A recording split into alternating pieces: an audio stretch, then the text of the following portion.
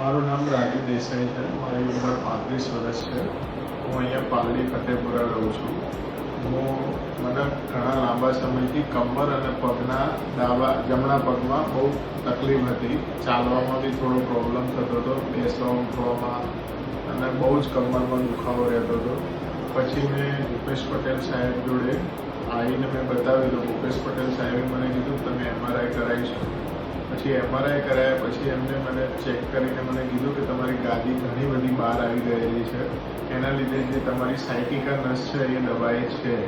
તો એમને મને સચોટ માર્ગદર્શન આપ્યું. તેના કારણે મેં એમના જોડે ઓપરેશન કરાવેલું છે, જેમને મને બહુ જ એક ઝીણા ટાંકાનું 6 mm કટનું ઓપરેશન કરેલું છે દૂરબીન વડે, જેનાથી મને ઘણી રાહત છે.